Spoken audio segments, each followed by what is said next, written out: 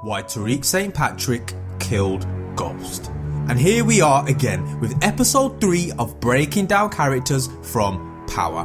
Now, the series has really started to explode on the channel, and I literally have had hundreds of requests to continue the series, and I really appreciate your support. Every like and comment that you leave really helps me out, and it really helps me to see how this type of content is giving you value, which obviously just tells me to make more of this type of content. So make sure you smash that like button and leave a comment on your thoughts and theories. And if this is your first time to the channel, welcome to the channel, and I highly recommend you go and watch episode 1 and 2 of the Power breakdowns if you haven't watched it already. Now, as usual with my normal disclaimer, this is an entrepreneurship focused channel. The things that I'm going to cover are going to be in relevance to how us entrepreneurs can use certain character traits to help us out with our business and our lives. And again, remember, this show is fiction. There's obviously things that are implemented into characters in the show to increase the levels of tension and drama, to give the viewer the highest form of entertainment. So like usual, take everything with a pinch of salt. Now, the character that we're going to be covering in this video is none other than everyone's favourite kid, Tariq St, the eldest son of Tasha and James. Now, it's evidently clear to see that this kid isn't exactly the fan favourite of the Power franchise, but I just want to give a quick shout out to the actual actor himself, Michael Rainey Jr., because it honestly takes a really talented actor to portray a character that people hate. So a big shout out to him on that one, because I absolutely can't stand the character of Tariq. Now, as I was doing research into different characters, Tariq was never ever really on the top of my list to break down, so I kind of initially just brushed him under the carpet. But as I started to break down a few concepts that I wanted to explore for this video, these concepts all just happened to align and match exactly with Tariq's personality and actions. Now, beyond me just wanting to give this kid the biggest slap in the face and just to tell him to fix the fuck up, there's no denying that after doing some research into him and breaking him down, there's clearly some very powerful things that we can take away from this character, especially in the terms of mastery. And like usual, I probably could cover a 72-hour video on just how he does some of the dumbest shit known to mankind. But in this video, what I'm going to be focusing on is the evolution of the character Tariq. And by the end of the video, I'm going to connect all the dots up and show you how I came to the conclusion to why I personally think that he was the one that killed Ghost. So make sure you watch till the end to see how it all connects. Now, at the start of season 1, Tariq is just an innocent little rich kid.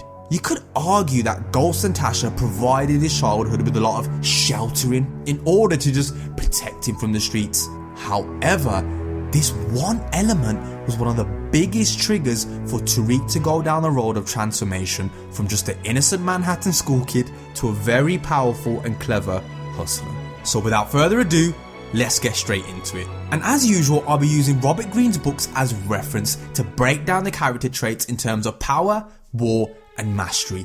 But the main book that I'm really going to focus on in this video is the book Mastery. Which leads me to point number 1. Discovering your calling. You possess a kind of inner force that seeks to guide you towards your life's task, which is basically what you are meant to accomplish in the time that you have to live. In childhood, this force was clear to you. It directed you toward activities and subjects that fit your natural inclinations, and these inclinations spark a curiosity that was deep and primal. In the intervening years, this force tends to fade in and out as you listen more to your parents, to your peers, to your teachers, and the daily anxieties of life that wear away at you. This can be the source of your unhappiness, your lack of connection to who you are and what makes you unique. The first move toward mastery is always inward, learning who you really are and reconnecting with that innate force. And by knowing it with clarity, this will help you find your way to your proper career path, and everything else will fall into place. It is never too late to start this process. Now, as I mentioned before, Tariq lived a very sheltered childhood. I'm guessing that Tasha and Ghost feared that if they exposed him to the lifestyle of the hood that they came from, this may lead Tariq down the wrong path. which is perfectly understandable for any parent to do. However, it's actually quite ironic that this way of raising their son and sheltering him from the streets is actually one of the biggest contributing factors for Tariq to wanting to live a life of a hustler. And as Tariq started to grow up, he started to notice certain things that were going on in the St. Patrick household that aren't really what normal families are like. Things such as having to deal with Sean getting shot and killed, the fact that Tasha always mentioned to him to never talk about family business to anyone else, and this curiosity is what sparked Tariq's interest into finding out who his family actually is, and more importantly, who he actually is. And after his very close bonding with Kanan, which I'll talk about in a minute, and finding out the truth about his parents' come up, he felt a sense of betrayal, and this is what led him to go down the journey of discovering who he really is and what he really wants to be, i.e. connecting with that innate force. And in this case, the outcome was that he wanted to be a hustler, and that's exactly what he wants to be. And he feels like no one can stop that, not Ghost, not Tommy, not even his own mother, Tasha, who understands this concept. There's a kind of contradiction that always plays in Tariq's mind of the fact that how can his parents tell him that being a hustler is bad when in fact he was brought up in a life of luxury as a kid, which was a direct product from Ghost and Tasha's hustlings and drug dealings.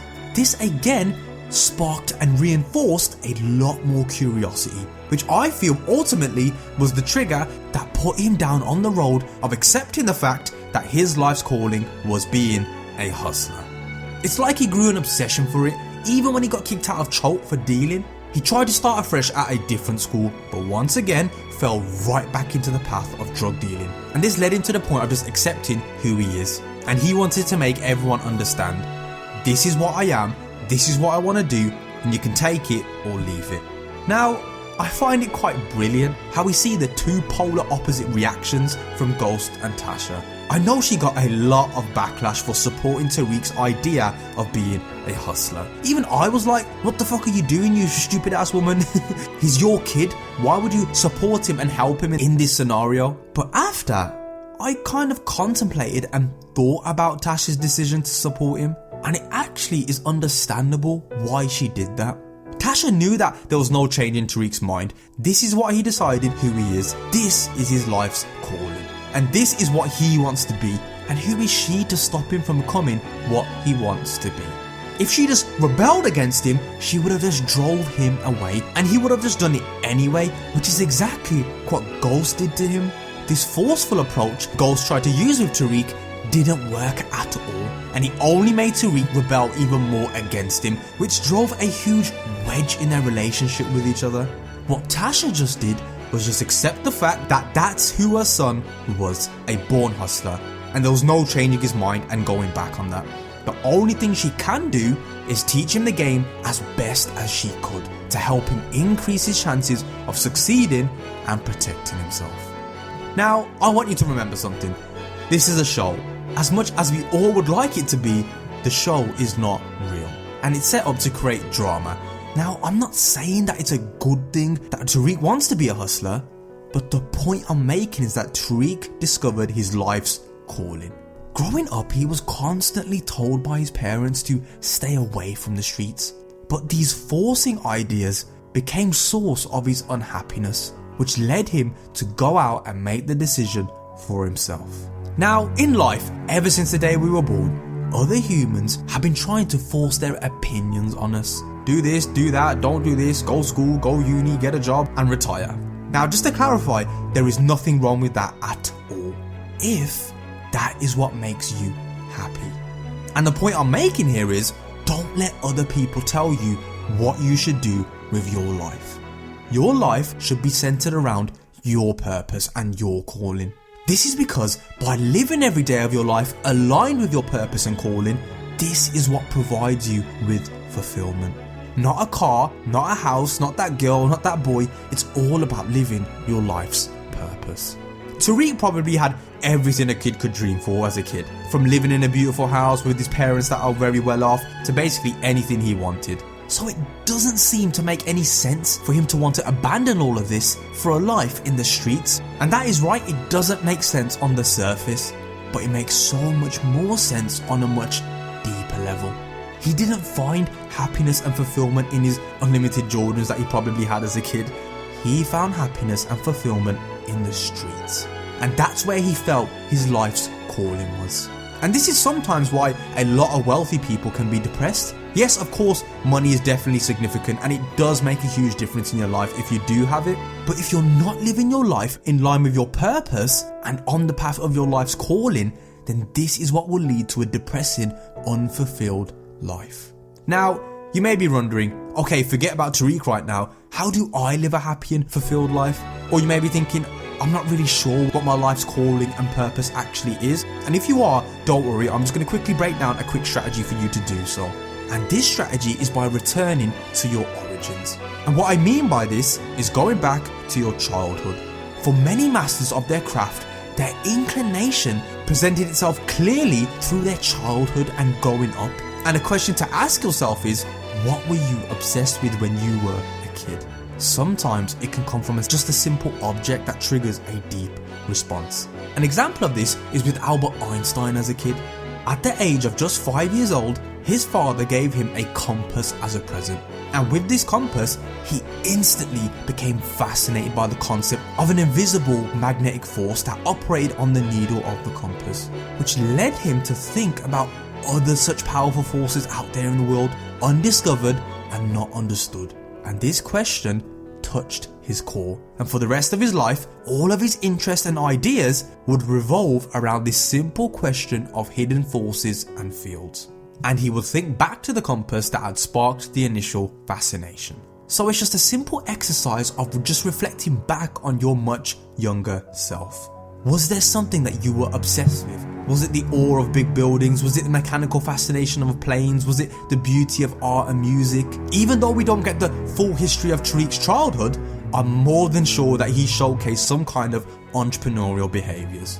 In order to achieve mastery in a field, you must love the subject and feel connected to it. And this is why you must work on finding your life's calling. We can see how Tariq falls in love with the life of what being a hustler brings, especially when he gets into the full stride with it once he starts to sell drugs properly. And it all comes back down to who you are as a person, and then to discover it and live aligned with that purpose every single day.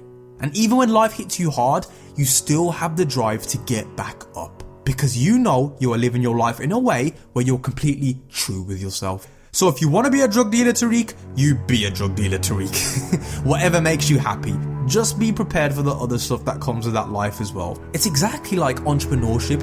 I can be the first to tell you, unlike what you hear about on social media about how cool entrepreneurship is, the reality of it is that it can be very lonely and very depressing. But if you are a true entrepreneur and that's who you are, you will always find the strength to overcome harsh obstacles and failures that come with it. Now, I know you may be asking, whoa, this is going crazy deep, and I know I'm really going into depth into concepts, but the reason I'm doing that is because I've been requested to by loads of followers and subscribers. A lot of people have said to me, Aaron, I want you to go as deep as you can.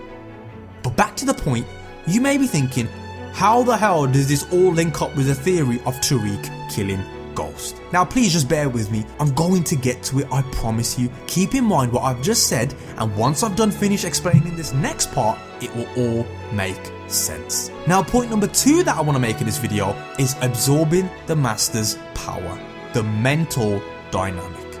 Life is short, and your time for learning and creativity is limited. Without any guidance, you can waste valuable years trying to gain knowledge and practice from various sources. Instead, you must follow the examples set by masters throughout the ages and find the proper mentor. The mentor-protege relationship is the most efficient and productive form of learning. The right mentors know exactly where to focus your attention and how to challenge you. Their knowledge and experience become yours. They provide immediate and realistic feedback on your work so you can improve more rapidly. Choose the mentor who best fits your needs and connects to your life's task. Once you have internalized their knowledge, you must move on and never remain in their shadow. Your goal is to always surpass your mentors in mastery and brilliance. Now that Tariq discovered his life's calling, all he needed was a mentor. Now, we all know who Tariq's mentor was, and that is none other than the big bad boss, Kanan. Now, if you haven't watched the episode on Kanan, make sure you go check it out. Because as we all know, Kanan was a natural born hustler. And that was all he was ever going to be. And that's the biggest reason why Ghost and Tasha set him up to go to jail. Ghost saw a life that was bigger and beyond the streets, whereas with Kanan, all he saw was the streets. And now that Tariq knew what his life's calling was, all that concerned Tariq in the early stages of his transformation to a hustler is acquiring practical knowledge in the most efficient manner possible. For this purpose, during the apprenticeship phase, he acquired Kanan as a mentor who he recognised as a figure of authority and happily submitted to him. Tariq never really grew up in the streets, so he didn't really know anything, but him admitting this to himself was a sign of him having a strong sense of character. He understood this temporary condition of weakness, but this is why he accepted Kanan as his mentor, because he would help him overcome this temporary condition of weakness. What a better mentor to have than the person you exactly want to become. And what made this mentorship relationship so powerful was that Tariq was a very good student. Now, Tariq was a naturally smart kid in the first place, so what do you get when you get a naturally smart person with an excellent mentor in a field that you are passionate about? It's simple, you get rapid and astronomical growth and progression in that field. Tariq absorbed everything that Kanan had taught him. And it's beautiful the way this is showcased in the show of how Kanan first introduces Tariq to chess and how Tariq continues to play it with other people. And this foreshadowing leads to when Tariq colludes with Tasha to outsmart and creates a plan to eliminate Kanan. And this is the point where we can kind of start to see how Tariq has surpassed his mentor and outsmarted him in the game of chess, which is equivalent to the game of power and life.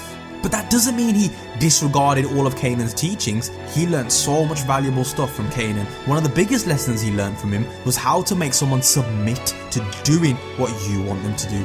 Whether that's through manipulation and saying less than necessary, or intimidating someone and using leverage against them. And I think after the death of Kanan, whether it was conscious or not, is when Tariq wholeheartedly submitted his life to the streets. And the point I'm making with this is once you as an entrepreneur have found your life's calling or have some sort of idea of what you want to be, get a mentor. Otherwise, without any guidance, you can waste valuable years trying to gain knowledge and practice. In selecting a mentor, you will want to keep in mind your inclinations and your life's task, and also things such as the future position that you envision for yourself. The mentor you choose should be strategically aligned with this. In this case, the right mentor can perhaps provide what your parents didn't give you: support, confidence, direction, or just the space to discover things on your own. And this is why Tariq looked up to Kanan as more as a father figure than he ever did with Ghost. You need to look at mentors who can do that. And by the way, you need to also be aware of falling into the opposite trap, which is opting for a mentor who resembles one of your parents, including all of their negative traits. You'll just merely repeat what hampered you in the first place. And now I know you may be thinking, Aaron, I've come to this video to find out why Tariq killed Ghost. How the hell does all this connect to that theory? And as I said at the beginning, I needed to break down these points first in order for you to understand the theory behind Tariq being the one that killed Ghost. Now that we've broken this all down, we know that Tariq's life calling is to be a hustler. And he got one-to-one mentorship from one of the baddest hustlers in the whole world of Power. And by the time we get to season 6 of Power, Tariq has basically succeeded in doing nearly everything a hustler does. I mean, he's sold drugs, he's committed murder, he's manipulated people. He's basically 99% nearly there to becoming who he wants to be. There's only one more thing left for him to do. And this is one of the most important and harshest lessons that Tariq learned from Kanan. Tariq learned from Kanan that in order to be a proper hustler, you also need to be a killer. And Tariq accepts that because he is driven so much by wanting to achieve his life's purpose. However, there is a much deeper lesson within this lesson. Early in the show, when Tariq and Kanan really start to build a bond with each other, Tariq asks Kanan a very hard question. How the hell could you have killed your own son? Obviously referring to Sean. And after seeing a bit of rare emotion arise in Kanan's face, Kanan's response was, "Some say that you are not a real killer until you kill someone that you love." Now Tariq's already killed and been connected to a few murders. I mean, he killed Raymond Jones, which can be seen as a revenge killing for his sister. And we can then look at how he set up Proctor to get killed by allowing Tommy into the penthouse. And he did it for him because he had love for Tommy. We then can look at the fact that he also set up Kanan, a person who we could definitely say he had a lot of love for, but he didn't actually do the act himself. He just played a big part in it. And this is where I need to give a shout out to the writers of the show, because this is beautiful. As we can see throughout the whole series of Power, and as we look at these murders, we gradually see this evolution of Tariq moving closer and closer to the ultimate goal of achieving his life's calling of being a real street hustler. And that final 1% for him to achieve that is by killing someone he loves. And that is the reason why I feel Tariq is the one to kill his own father, James St. Patrick. Now, of course, there is a lot of other emotional reasons behind it as well, but I feel like the biggest contributing factor to this act is in order for him to achieve his ultimate life's calling, which is to be a full-fledged gangster. Now, at the time of creating this video, the finale hasn't showcased, so this hasn't been confirmed as of yet, and if it isn't the case, then it's going to be a bit awkward and I may have to change the title of the video. But even if I am wrong, you still can take away a lot of very good knowledge from this video regarding how important it is to find your life's purpose and the importance of working with a credible mentor. And I really hope you enjoyed this video. Let me know your thoughts and theories about this and make sure you leave a comment below. And if you haven't already checked out the other 2 episodes in the Power Breakdowns, make sure you go check them out and let me know some ideas of who I should cover next. And if this is your first time visiting the channel, welcome to the channel, and to all our loyal subscribers, we are glad you are here. We aim to produce at least one high quality animated video per week, so make sure you subscribe so you don't miss out on any golden knowledge. I'll see you soon.